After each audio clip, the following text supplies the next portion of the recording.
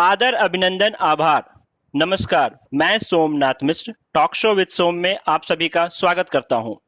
आज हमारे साथ डॉक्टर मंदाकिनी शुक्ला जी हैं। Doctor Mandakini Shukla basically Delhi NCR में हैं। मैं इनकी आज्ञा से इनका प्रोफाइल रीड करता हूं। Doctor Mandakini Shukla, a dental surgeon having more than 15 years of experience and practicing in Delhi NCR, holds a bachelor degree in dental sciences from Subharti Dental College, Meerut. Currently, Dr. Mandakini is working in her capacity as Director and Head, Expert Dental Tobacco Control and Cessation Specialist, Expert Dental Certified Endodontist, and Consultant Dental Surgeon. She is also a Haryana State Head for Hasna Foundation. Welcome ma'am, आपका स्वागत है talk show with सोम में।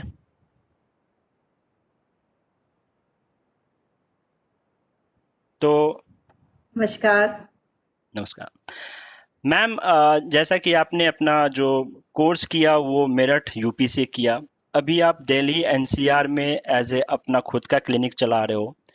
तो जो हमारे दर्शक हैं वो जानना चाहते हैं कि आपकी जर्नी कैसे शुरू हुई और दिल्ली एनसीआर में आप मतलब कहाँ से कहाँ तक अभी पहुंचे, अपने मेरठ से दिल्ली एनसीआर का बताओ। सबसे पहले तो बहुत ज़्यादा शुक्रगुजार हूँ सोम जी का, मुझे ये अपॉर्चुनिटी देने के लिए, ये प्लेटफॉर्म देने के लिए कि मैं अपनी बात आप सब तक पहुँचा पा रही हूँ। जैसा कि सोम जी ने अभी आपको बताया, मैं एक डेंटिस्ट हूँ पेशे से, दंत चिकित्सक हूँ। पिछले 15 साल से इस फील्ड में काम कर रही हूँ। बचपन से ही मैंने अपने पिताजी को, अपने नाना जी को और दादाजी को इस फील्ड में देखा और वहीं से मुझे प्रेरणा मिली, वहीं से मुझे प्रोत्साहन मिला कि इस फील्ड में मैं आगे जाऊं और लोगों की सेवा करूं। इस तरीके से मैं मेडिसिन की लाइन को पकड़ूं और इस तरीके से मैं जनता की और जो कॉमन पब्लिक है, लोग हैं, उनकी इस फील्ड में मैं सेवा करूं। तो इसी चीज से मैं आगे बढ़ रही हूँ, यही चीज मेरा प्रोत्साहन है और 15 साल से मैं इस फील्ड में काम कर रही हूँ। बहुत अच्छे।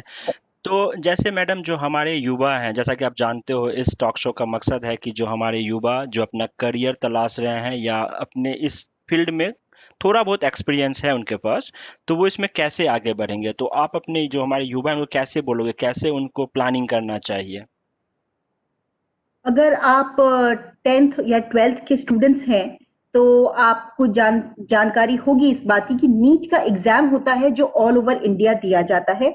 इस नीट एग्जाम के थ्रू आप ने अगर फिजिक्स, केमिस्ट्री और बायोलॉजी ले रखा है एज योर सब्जेक्ट्स, तो आप MBBS, BDS, physiotherapy, homeopathy, Ayurveda, Unani medicine, ऐसे तमाम और animal husbandry, veterinary doctor and medicine, इन सारे फील्ड्स के लिए आप अप्लाई कर सकते हैं नीट एग्जाम के थ्रू। अगर आप कंपटीशन क्लियर कर लेते हैं तो आप ऑल ओवर इंडिया किसी भी कॉलेज में एडमिशन पा सकते हैं। अगर खासकर मैं डेंटिस्ट्री की बात करूं तो इसमें भी बहुत स्कोप है आगे, क्योंकि हमारे देश में दंत चिकित्सकों की बहुत ज्यादा जरूरत है, खासकर कि गांव वाले जो इलाके हैं, ग्रामीण इलाकों में बहुत जरूरत है। तो स्कोप बहुत अच्छा है। अगर आपकी रुचि है इस क्षेत्र में तो आप जरूर आगे बढ़ें। तो थोड़ा सा आप इसमें बताएं कैसे एग्जाम की तैयारी करनी चाहिए। जैसे आपने किया होगा 15 साल पहले, तो उस समय की तैयारी में और अब की तैयारी में बहुत सारे चेंजेस आए होंगे। तो जो बेसिक तैयारी है वो तो सेम ही रहती है, चाहे कितने भी साल क्यों ना हो जाए।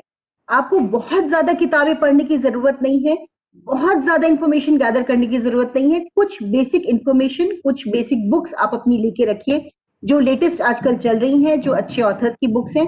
बेसिकली एनसीईआरटी की बुक्स को हमेशा रेफर करिए अपने एग्जाम्स के लिए, सारे एग्जाम्स के लिए, चाहे सब्जेक्टिव हो चाहे ऑब्जेक्टिव हो। बहुत ज्यादा बुक्स लेने की जरूरत नहीं है, बहुत ज्यादा ऑनलाइन पढ़ने की जरूरत नहीं है। कुछ बेसिक सेट ऑफ बुक्स होगा, अपना एक टाइम टेबल बना के रखिए। ऐसा भी नहीं है कि 24 घंटे में से 20 घंटे पढ़ना है, नहीं, ऐसा कोई जरूरी नहीं है। अपने खान पान, व्यायाम, इन सब चीजों का भी ध्यान रखिए और कुछ समय जो है अपना टाइम टेबल बनाइए, एक समय तालिका बनाइए जिसके हिसाब से आप पूरा दिन में अपना चलेंगे। उस हिसाब से आप अपनी तैयारी करिए, पढ़ाई करिए। और एमसीक्यूज जो है उनके लिए बेसिक नॉलेज होना बहुत जरूरी है। तो अगर आपको जहां पे भी लग रहा है कि मेरे एमसीक्यू स्ट्रांग नहीं है, या किसी भी पर्टिकुलर चैप्टर को लेके, किसी विषय को लेके अगर आपको लगता है, तो उसमें आप खास ध्यान दीजिए। उसमें से, किताब में से आप पूरा चैप्टर पढ़िए, समझने की कोशिश करिए अपने टीचर से आप उसके ऊपर डाउट्स क्लियर करिए अपने, क्योंकि जब बेसिक्स क्लियर होंगे तो अपने आप एमसीक्यू आपका क्लियर हो जाएगा। एमसीक्यूज पे हमें ध्यान देना जरूरी है। पहले अपने मन में एक एमसीक्यू को समझिए। सबसे पहले ऑप्शंस पे भागने की जरूरत नहीं है। हम सबसे पहले ऑप्शंस देखते हैं, क्वेश्चन पर ध्यान नहीं देते हैं। सबसे पहले क्वेश्चन को आप ध्यान से पढ़िए। एक बार क्वेश्चन को ध्यान से पढ़िए, समझिए कि वो क्या पूछ रहे हैं। अपने माइंड में एक आंसर बनाइए, एक उत्तर बनाइए कि हाँ ये इसका उत्तर होना चाहिए। उसके बाद ऑप्शंस पढ़िए। ऑप्शंस पहले पढ़ लेंगे, क्वेश्चन बाद में रीड करेंगे तो जरूर जरूर उसमें कहीं ना कहीं आपको कंफ्यूजन आएगा ही आएगा। तो जो एडमिशन की बात करें अगर हम, तो आजकल जो र्यूमर्स कह लो या मार्केट में है, जो मैंने सुन रखा है कि बिना मतलब अगर आप एवरेज स्टूडेंट हो तो आपको डोनेशन के बाद ही अच्छा कॉलेज मिलता है, ये कितना सही है ये? एवरेज स्टूडेंट एक बहुत ही वेग टर्म है। अगर हम देखें तो मैं एवरेज किस बच्चे को कहूँ जिसके 6 10 में से 6 नंबर आ रहे हैं, जिसके 7 नंबर आ रहे हैं, जिसके 8 नंबर आ रहे हैं। ब्रिलियंट तो वो हुआ जिसके 10 में से 10 हैं। बाकी मैं एवरेज बच्चा किसको कहूँ? तो हम्म। एक तरीके से देखा जाए तो सभी एवरेज हैं। तो एक एवरेज स्टूडेंट बहुत आसानी से एडमिशन पा सकता है। मैं भी बहुत एवरेज स्टूडेंट ही थी। बस उस टाइम पर आपको जो एमसीक्यूज है उसका बेसिक नॉलेज जरूर होना चाहिए। चैप्टर्स आपके अच्छे से पढ़े होने चाहिए। अगर आपने 12th में चैप्टर्स अपने अच्छे से पढ़े हैं, 11th और 12th की पढ़ाई अगर आपने बेसिक अपने अच्छे से की है, तो आप एवरेज स्टूडेंट होते हुए भी बहुत आराम से क्लियर कर सकते हैं। बहुत ज्यादा माइंड में स्ट्रेस लेने की जरूरत नहीं है। मैं सभी श्रोताओं को ये बताना चाहूंगी कि ऑप्शंस बहुत हैं। ऑप्शंस बहुत हैं अवेलेबल हमारे पास एमबीबीएस और बीडीएस के अलावा भी। हम सबसे पहले एमबीबीएस और इसके बारे में ही सोचते हैं, इंजीनियरिंग और एमबीबीएस। लेकिन आप यकीन मानिए, आप अगर किसी करियर काउंसलिंग गाइड से पूछेंगे, बहुत ऑप्शंस अवेलेबल है हमारे पास and you can choose any one of them. But हर एक के लिए मैं यही कहूंगी कि आपकी बेसिक नॉलेज अच्छी होनी जरूरी है। अगर वो अच्छी है तो आप कहीं ना कहीं जरूर निकलेंगे।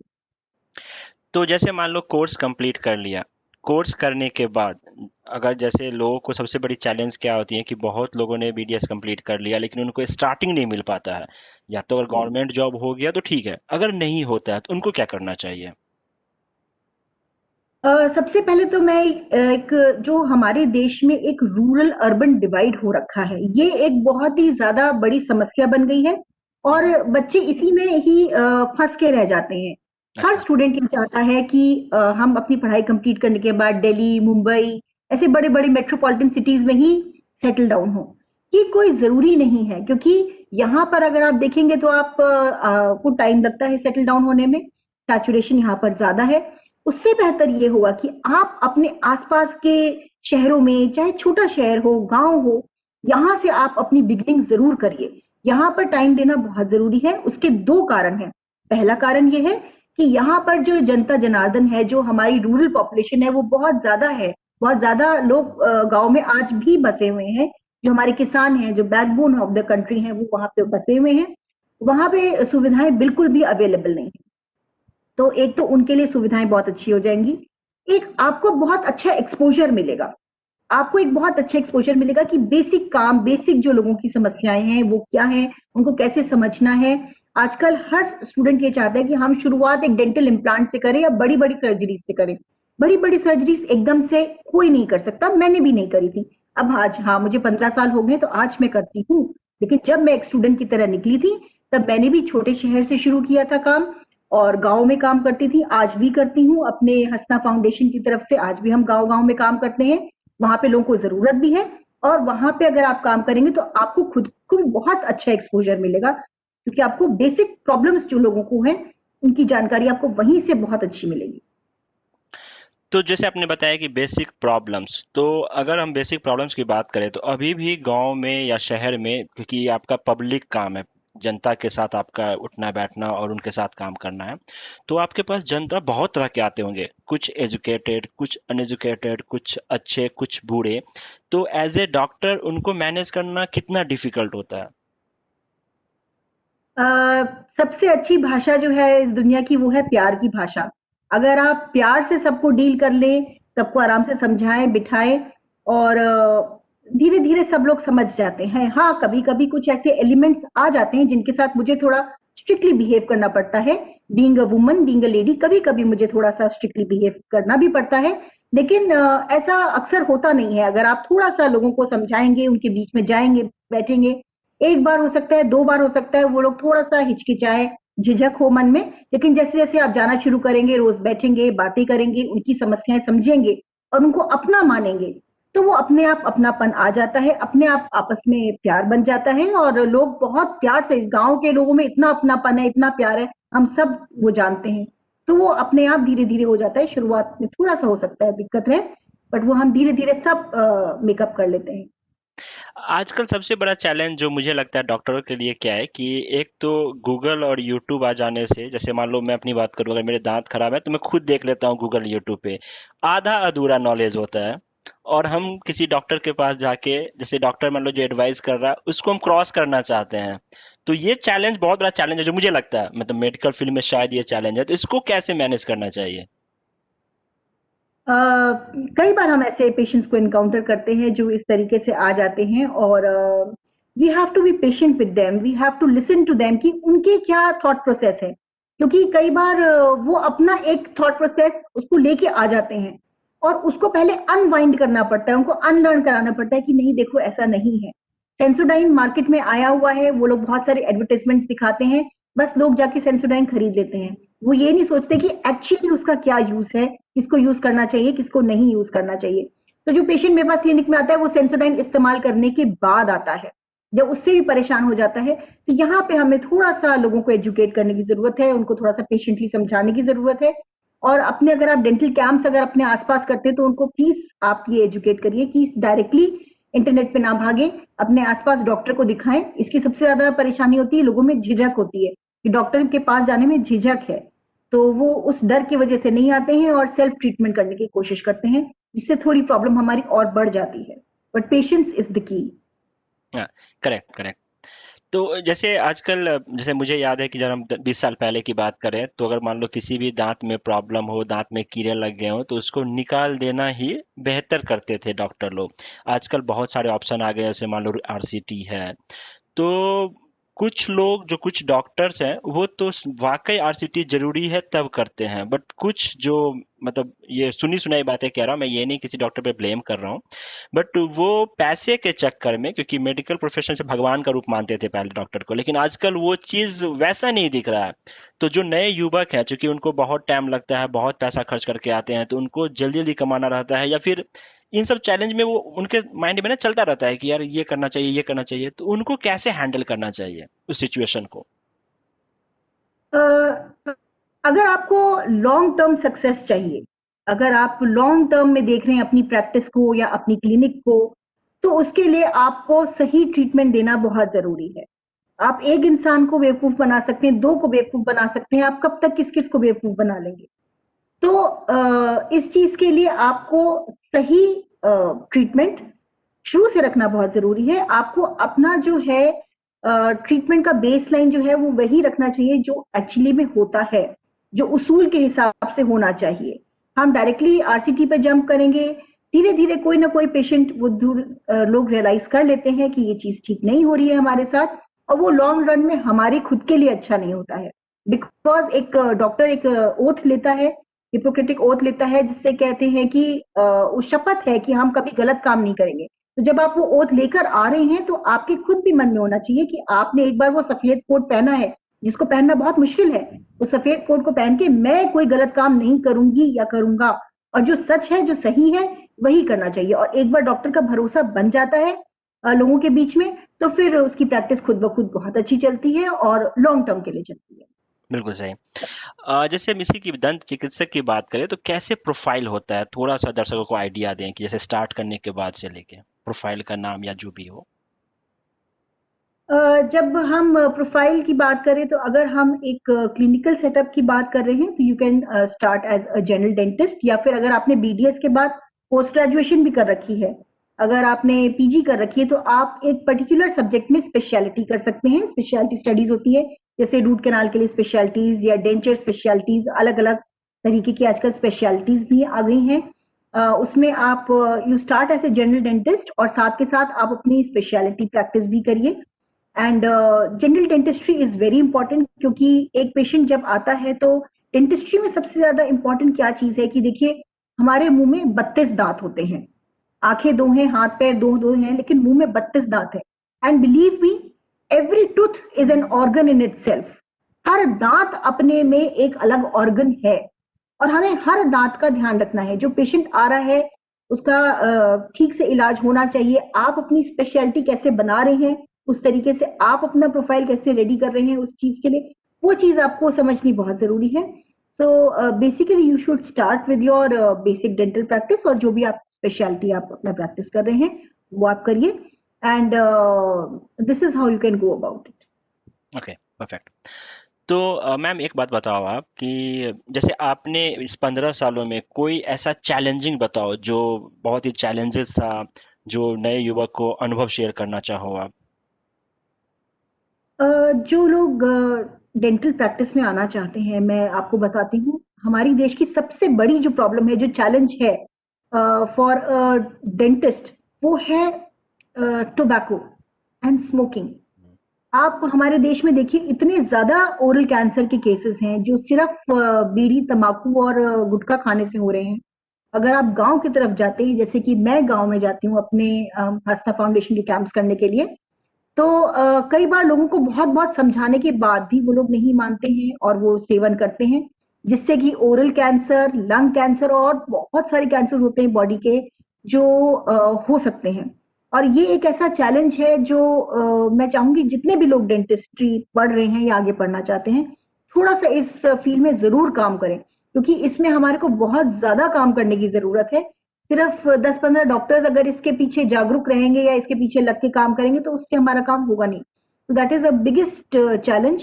और मुंह में जो हमारे गाल होते हैं, जीभ के नीचे जो सारे एरियाज होते हैं, इन सब में बहुत आसानी से कैंसर हो जाता है। So cancer is one thing that we as dentist should fight, and it is a big challenge in India. बहुत बड़ा चैलेंज है हमारे देश में, क्योंकि इंडिया में second number of largest number of smokers हैं इन द वर्ल्ड। तो आप इस चैलेंज को कैसे पूरा करेंगे? So that is a very huge thing and a very huge number that we need to fight. तो स्मोकिंग भी दांत को फर्क डालता है क्या, मतलब दांतों के लिए स्मोकिंग? दांतों के लिए स्मोकिंग बहुत खराब है। देखिए, एक तो जो हमारे दांत हैं सारे काले पड़ जाते हैं, और जो हमारे गम्स हैं, जब हम मुंह की बात करते हैं तो हम यूजुअली दांतों की बात करते हैं कि चलो दांतों के डॉक्टर के पास जा रहे हैं, लेकिन दांतों के आसपास भी तो बहुत सारी चीजें हैं। हाँ हाँ हाँ। हमारे मसूड़े हैं, नीचे की हड्डियां हैं, वो सब भी गलने लगती हैं जब हम स्मोकिंग करते हैं। तो ओ ओके। लॉन्ग टर्म से, हाँ, हमारी जो मसूड़े हैं वो कमजोर हो जाते हैं, फिर दांत हिल हिल के गिरने लगते हैं, नीचे की हड्डियां गलने लगती हैं, और मुंह कम खुलने लगता है। कई बार तो लोगों का मुंह बिल्कुल बंद हो जाता है, क्योंकि हमारे जो गाल के जो मसल्स हैं, जो हम्म, चीक मसल्स हैं, हम्म, ये एकदम जाम हो जाते हैं। तो इस ओके। वजह से हमारा मुंह बंद हो जाता है। तो ये सारे बहुत कैंसर कॉजिंग फैक्टर्स हैं जो, और एक बार मुंह का कैंसर हो जाता है तो फिर इलाज भी बहुत मुश्किल है, और सर्वाइवल रेट भी बहुत अच्छी नहीं है अगर हम अर्ली ट्रीटमेंट नहीं कराते हैं तो। ओके, तो it's a big big challenge for you all the medical yes, professionals. Yes. अभी सबसे बड़ा जो आप लोग तो कोरोना वॉरियर्स हो अभी के समय में जो डॉक्टर्स हैं, तो इस काम में जो चल रहा है समय, इसमें कितना इम्पैक्ट पड़ रहा है डॉक्टर्स को, मतलब डॉक्टर्स के ऊपर आप जानते ही हैं आजकल बहुत ज्यादा इम्पैक्ट है।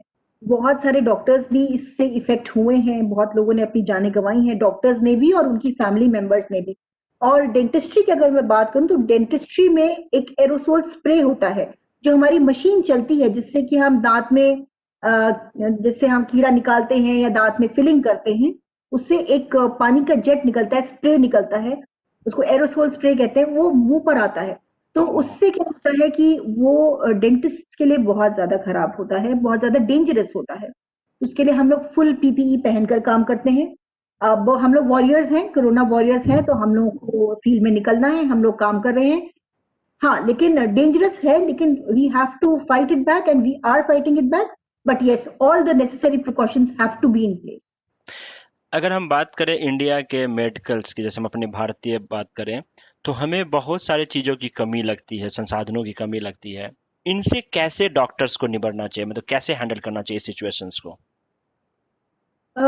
संसाधनों की कमी तो डेफिनेटली देखिए है, ये तो हमें मानना पड़ेगा कि जो हमारा हेल्थ केयर सेक्टर है वो इतने सालों के बाद भी, हमारे को स्वतंत्रता मिले इतने साल हो चुके हैं, उसके बाद भी आज भी हमारा हेल्थ केयर अच्छा नहीं है। स्पेशली गांव के एरियाज में अगर हम देखें तो आज भी जो ग्रामीण इलाके हैं, जो रिमोट रूरल एरियाज है, वहां पे अभी भी काफी जो है अच्छे संसाधन नहीं है हमारे पास। तो उसके लिए मुझे लगता है कि डॉक्टर्स को और गवर्नमेंट को हैंड इन हैंड वर्क करना चाहिए। और गवर्नमेंट जितना भी अपना काम कर रही है वो कर रही है। मुझे लगता है हर डॉक्टर को अपने लेवल पे थोड़ा सा गांव की तरफ बढ़कर आगे चलकर, और जो वहाँ के लोग हैं, जो वहाँ के ग्रामीण लोग हैं, किसान हैं, थोड़ा थोड़ा अगर हम लोग सब कंट्रीब्यूट करेंगे अपनी तरफ से, बहुत ज्यादा लागत नहीं लगती है। देखिए बहुत ज्यादा लागत नहीं, अगर हम थोड़ा सा टाइम, थोड़ा सा वीकेंड या थोड़ा सा कुछ दे सकते हैं तो धीरे धीरे हम लोगों तक पहुंच सकते हैं। आपने ये हसना फाउंडेशन के साथ कैसे आपकी शुरुआत हुई? हंसता फाउंडेशन 2012 में शुरू हुआ था। जो हमारे प्रेसिडेंट हैं डॉक्टर सुमित दुबे, उन्होंने इसको शुरुआत करी थी। और उन्होंने भी यही देखा कि जो उत्तर प्रदेश के कन्नौज जिले के, वहां से उन्होंने शुरू किया था। वहां पर उन्होंने देखा कि कोई संसाधन नहीं है, जो वहाँ के गवर्नमेंट हेल्थ केयर सेंटर्स हैं वहां पर कोई ट्रीटमेंट नहीं हो रहा है, नहीं दिया जा रहा है, और बहुत हालात खराब है, लोगों को बहुत ज्यादा जरूरत है। कैंसर बहुत बुरी तरीके से फैल रहा है, लोग बीड़ी तंबाकू का सेवन बहुत ज्यादा कर रहे हैं, किसी को कोई नॉलेज नहीं है क्या करें, कहाँ जाएं। और क्योंकि इलाज शहरों में होता है, इलाज वहां से 100 किलोमीटर दूर कानपुर शहर में होता है। अब एक किसान बेचारा वो सारा दिन अपने खेत में लग के काम करता है, तो वो कैसे छोड़ छोड़ कर जाए। तो इस वजह से ये शुरुआत करी गई कि क्यों ना हम थोड़ा सा टाइम निकाल के, क्योंकि हम लोग सब डॉक्टर्स हैं and doctors are providers of the society, teachers, doctors, engineers, we are all providers. तो हम लोग क्यों ना आगे बढ़ के, हम लोग क्यों ना आगे हाथ बढ़ाएं उनकी तरफ, और क्यों ना थोड़ा सा टाइम निकाल के हम लोग इसको शुरू करें। इसी मंशा के साथ मैं भी इसके साथ जुड़ी थी, और मैं आजकल हरियाणा के कई क्षेत्रों में काम कर रही हूँ, दिल्ली एनसीआर के कई क्षेत्रों में काम कर रही हूँ, गांव गांव जाती हूँ और वहाँ पे लोगों को जागरूक करती हूँ, ट्रीटमेंट कैंप्स करती हूँ, और इस तरीके से हम लोग गांव गांव तक पहुंचने की कोशिश कर रहे हैं। आजकल जैसे पहले अगर देखो तो बच्चे जब बड़े होते थे 10 से 12 साल के बाद दांतों में प्रॉब्लम आती थी, लेकिन आजकल 2 साल 3 साल के बच्चों के भी आरसीटी हो रहे हैं। तो इसके बारे में आप क्या कहोगे, मतलब पेरेंट्स को जो एडवाइस देना चाहो? जो पहले का खाना था, जैसे कहते हैं जहाँ दूध दही का खाना, वो है मेरा देश पेड़ सा। हरियाणा। हाँ। हाँ, तो वही चीज है। आजकल के बच्चे चॉकलेट्स, चिप्स, टॉफीज बहुत ज्यादा खाते हैं। अवेलेबिलिटी बहुत इजी है, 5-5 रुपए में चिप्स मिल जाते हैं, 1-1 रुपए की टॉफी मिल जाती है, बच्चे आराम से खा लेते हैं। टीवी पर एक्सपोजर बहुत ज्यादा है, हम्म। 10 प्रकार के तो चिप्स दिखा देते हैं 30 सेकंड के ऐड में। तो वो बच्चा मांगता है, माँ बाप भी परेशान होकर दे देते हैं। तो एक उन लोगों के लिए भी ईज है, आसान है कि चलो ठीक है, बच्चे को चिप्स का पैकेट पकड़ा दिया, बच्चा बैठ के खा रहा है। तो 2 साल के बच्चे को भी कैविटी हो जाती है। तो सबसे पहले तो मैं पेरेंट्स से ये कहूंगी कि आप कम करिए जितना भी हो सकता है बच्चों को ये सब चीजें देना। इनफैक्ट मैं अगर बताऊं तो 8 साल से कम के बच्चे को किसी भी प्रकार का कोई भी जंक फूड नहीं देना चाहिए। 8 साल से कम के बच्चे को बिल्कुल साफ घर का ही खाना खाना चाहिए, चिप्स टॉफीज बिल्कुल नहीं देने चाहिए। दूसरी चीज है, टीवी भी थोड़ा कम करना चाहिए, आउटडोर एक्टिविटीज बढ़ेंगी। बच्चा टीवी के सामने बैठता है, चिप्स चॉकलेट्स खाता है, आउटडोर एक्टिविटीज को बढ़ाए। और बच्चों की ब्रशिंग पे जरूर ध्यान दें। हम सोचते हैं कि दूध के दांत हैं तो ब्रश करने की जरूरत नहीं है, लेकिन नहीं, जब 6 महीने का बच्चा हो जाता है और जब पहले दांत निकलने शुरू होते हैं, आप तभी से ही बच्चे को हल्के से ब्रश पे पानी लगा के उससे ब्रश कराना जरूर शुरू कराएं। ओके। तो जो जैसे दांत की बात करते हैं, दांत बहुत ही इम्पोर्टेंट पार्ट है बॉडी के लिए। तो इनके जो जो भी आते हैं आजकल, बच्चों के लिए अलग आते हैं, बड़ों के लिए अलग आते हैं। मैं किसी कंपनी का नाम नहीं लूंगा क्योंकि मैं मार्केटिंग नहीं कर रहा उनका। लेकिन तो फिर किस चीज़ को देख के पेरेंट्स को लेना चाहिए या बड़ों को भी लेना चाहिए? मैं अपनी बात करूँ तो किस चीज़, क्या क्या पैरामीटर्स होने चाहिए? देखिए मैं आपको सच बताऊं तो एड्स बहुत हैं टीवी पर, लेकिन जो बेसिक कॉम्पोजिशन है किसी भी टूथपेस्ट का, हम्म। वो मोर और लेस सेम होता है। ओके। वो मोर और लेस सेम होता है। हाँ, बच्चों का टूथपेस्ट अलग होता है, बड़ों का टूथपेस्ट अलग होता है। वो डिपेंड करता है कि लेवल ऑफ फ्लोराइड कितनी है टूथपेस्ट के अंदर। फ्लोराइड एक सॉल्ट होता है, ओके वो फ्लोराइड सॉल्ट हमारे दांतों के लिए अच्छा होता है। बड़ों के पेस्ट में थोड़ा ज्यादा होता है, बच्चों के पेस्ट में कम होता है। ओके इसलिए 12 साल से कम के बच्चों के लिए हमें बच्चों वाला पेस्ट इस्तेमाल करना चाहिए, और 12 साल से ऊपर के बच्चों के लिए हमें अडल्ट टूथपेस्ट इस्तेमाल करना चाहिए। बाकी काला, पीला, नीला आप चाहे तो कोई भी इस्तेमाल कर सकते हैं, मोर और लेस सब सेम होते हैं। और अगर आप आयुर्वेदिक कोई पेस्ट यूज करना चाहते हैं, जैसे कि मेस्वाक हो गया या पतंजलि का हो गया, तो वो भी आप यूज कर सकते हैं, उसमें कोई दिक्कत नहीं है। हाँ, आपके शो से मैं एक जरूर बात ये कहना चाहूंगी कि बच्चों को प्लीज आप किसी भी प्रकार का माउथ वॉश ना दें। 12 साल से कम के बच्चों को किसी भी प्रकार की कोई माउथ वॉश की जरूरत नहीं होती है। वो बड़ों के इस्तेमाल के लिए होता है, बड़ों को इस्तेमाल करने दें। ओके बच्चों को बस खाना खाने के बाद कुल्ला जरूर कराएं। बहुत बढ़िया। मैडम मंदाकिनी मैम, आपके साथ बात करने में बहुत अच्छा लग रहा है और बहुत ही जानकारी की बात आप दे रहे हो, मतलब बहुत ही काम की बात कर रहा हूँ, लेकिन समय की पाबंदी है और मुझे पता है आप बहुत बिजी हो, फिर भी आपने समय निकाल के मुझे दिया, तो इसके लिए बहुत बहुत धन्यवाद। और मैं आपका शुक्रगुजार हूँ कि आप आई। Thank you so much sir, thank you so much for the wonderful opportunity. Thank you.